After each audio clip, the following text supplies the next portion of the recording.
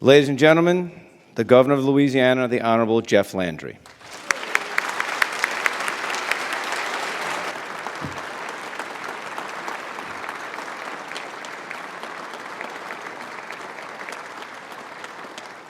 Mr. President, I would tell you and the representatives and senators that escorted me that we'll do this at least one more time before the regular session, and so we'll have it perfected for the rest of the term. Please sit.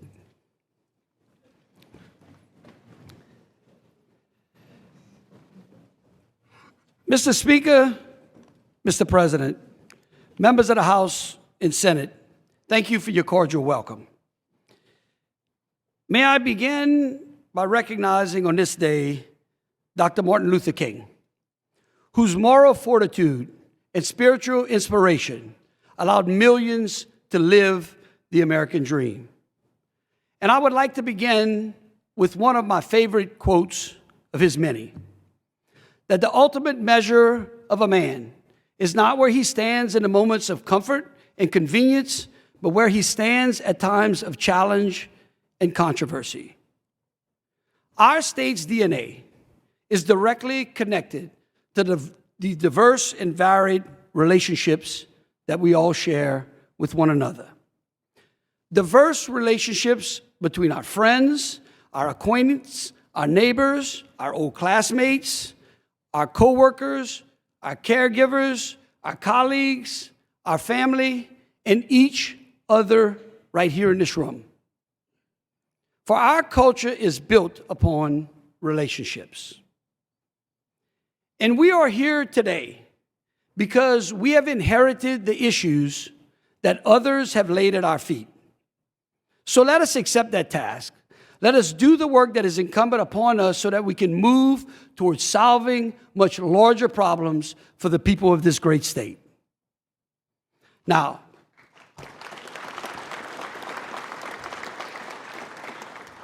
I am well aware that Huey Long was shot over redistricting matters. And I am hopeful and I am confident that we can dispose of this matter without you all disposing of me. Is that fair? Because, for various reasons, both known and unknown, spoken and unspoken, closure of this redistricting problem has evaded us. It is time to stop averting the issue and confront it head on. We are here today because the federal courts have ordered us to perform our job. Our job, which is not finished. Our job that our own laws direct us to complete.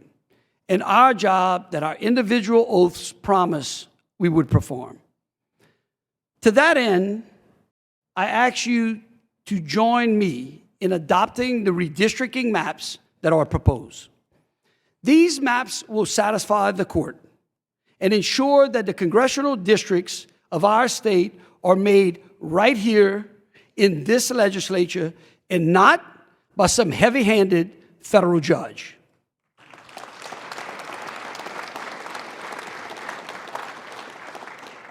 We do not need a federal judge to do for us what the people of Louisiana have elected you to do for them. You are the voice of the people, and it is time that you use that voice. The people have sent us here to solve problems, not to exacerbate them, to heal divisions, not to widen them, to be fair and to be reasonable. The people of this state expect us to operate government efficiently and to act within the compliance of the laws of our nation and of our courts, even when we disagree with both of them. And let me say this, I know that many of you in this legislature have worked hard and endured and tried your very best to get this right. As Attorney General, I did everything I could to dispose of this litigation. I defended the redistricting plan adopted by this body as the will of the people. We sought a stay in the Fifth Circuit. We successfully stayed the case at the United States Supreme Court for more than a year, allowing the 2022 elections to proceed. Last October, we filed for writ of mandamus, which was granted in the Fifth Circuit, which would again allow us one more chance to take care of our business. However, when the Fifth Circuit panel ruled against us later in the fall, we filed for an en banc hearing, which they denied. We have exhausted all legal remedies, and we have labored with this issue for far too long. I recognize the difficulty of getting 144 people to agree on anything. My wife and I don't agree on everything. She's kept me for 21 years. But I sincerely commend you for the work you have done so far. But now, once and for all, I think it's time that we put this to bed. Let us make the necessary adjustments to heed the instructions of the court, take the pen out of the hand of a non-elected judge, and place it in your hands, in the hands of the people. It's really that simple.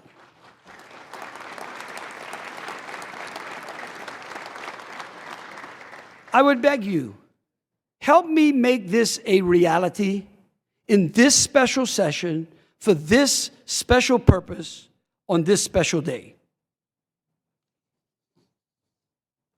The redistricting challenge goes further than just our congressional maps. While one federal judge has the pen in her hand, another is eager to pick it up from his desk and redraw our Supreme Court. In 2021, in a regular session, the Senate passed a resolution, Resolution 248, asking the state Supreme Court to provide this legislature with the recommendations for redistricting their court. A wide majority of the court, over 2/3, has responded. Justice McCallum, Justice Genovese, Justice Crane, Justice Hughes, and Justice Griffin have conscientiously and unselfishly and courageously stepped forward and presented us with a map that redraws the Supreme Court districts in a manner that will comply with the Voting Rights Act and alleviate the costly litigation to this state. You can fulfill your responsibility and honorably meet your obligation to redistrict our high court so that the people of Louisiana will have a fair, democratic, and equally represented judiciary. The litigation involving our Supreme Court districts has been pending for quite some time. In fact, there are cases in all 3 federal districts in the state. Again, as Attorney General, we worked to defend the state and to have those cases dismissed. I know firsthand how indefensible these cases are. Our Supreme Court districts have been redistricted by this legislature only one time in 103 years. The result is that districts are grossly unbalanced, with 2 districts twice as large as another one. Last year, I negotiated a scheduling order with the plaintiffs in one of those cases, allowing the legislature, allowing you all, a chance to willingly handle our own affairs, rather than unwillingly have it done by another non-elected federal judge. I want to publicly commend the justices for their willingness to set aside any regard for their own careers or the power that they hold. They epitomize statesmanship, honor, integrity, and the very embodiment of fairness. They are a reflection of our people's goodness, decency, and justice. Every single person in this great state can look up to them with pride and reverence and a reborn confidence that the judicial system in this state is great and filled with men and women who will absolutely do the right thing. Just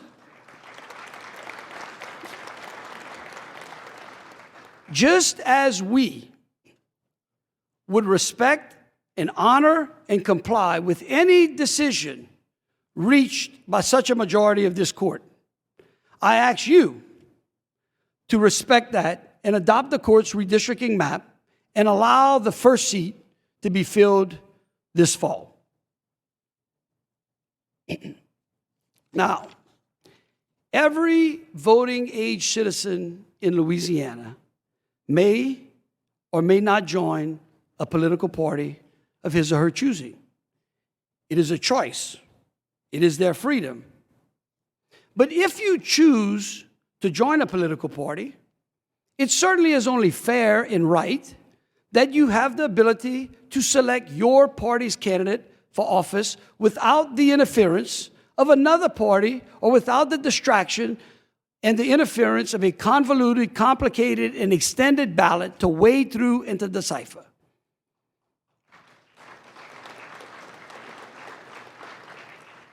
As I traveled the state, I have listened carefully to those who seek a more focused electoral process where they may participate in the nomination of their party's chosen candidate. And I believe it is an issue that our legislature should consider. And we have included a proposal for a closed party primary system for your consideration for that very reason. Because it's about fairness, it's about simplicity, it's about clarity. And we have tested this system before in this state, and it works. The United States House Majority Leader, Steve Scalise, is in his seat as a result of being elected to Congress under a party primary system. Our state treasurer was elected to Congress under a tried and tested system. I was elected to Congress under a party primary system. President Joe Biden was elected in Louisiana's presidential primary, as was President Trump, and other presidential nominees that were put forward by this state were chosen in a party primary system, which allows the major parties to pick their candidates. It is fair and it is common sense. And as for our independent or no party voters who by their own choice decide not to join a party, their voice is heard and their votes are counted.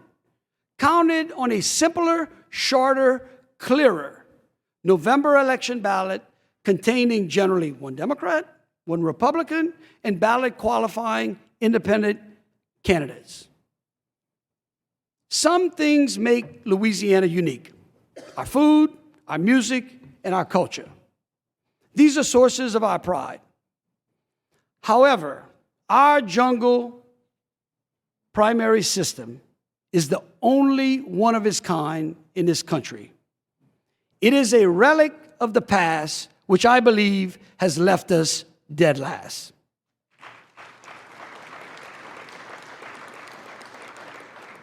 All of our fellow southern states are succeeding. They have a closed primary system, a process which results in stronger, more unified elected leaders. It is time to rewrite our story and to move to a similar system we have already tried, we have already tested, and still use in presidential primaries and will use in February of this year.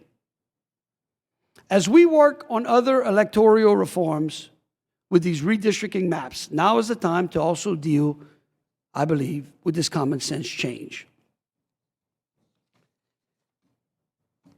Today, we honor Dr. Martin Luther King. And I do not believe that it is mere irony that finds us here today, on this great day, on this consecrated day, where we seek to amplify the voice of few, where we seek to broaden the opportunity for participation in the government and governance of our people. The courage and the wisdom and the relentless pursuit of fairness in our electoral process was exactly what Dr. King spoke for. And so it should be profoundly moving that we do this on this day.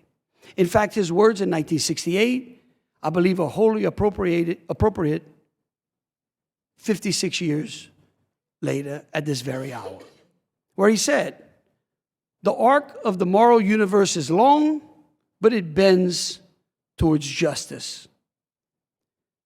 You see, for Dr. King's, his was an uphill journey into the headwinds of hate. His was a march into a battle, while ours is a mere walk in the park. His was a persecution for speaking his truth, while ours is just a comfortable dialogue. His was a mighty shove, while yours is simply a mere push of the button. Ladies and gentlemen, let us take these affairs and the things that have divided us in this state off the table so we can begin the work that the people have sent us here. God bless you. God bless each and every one of you. God bless the people of Louisiana, and God bless the people we represent. Thank you so very much.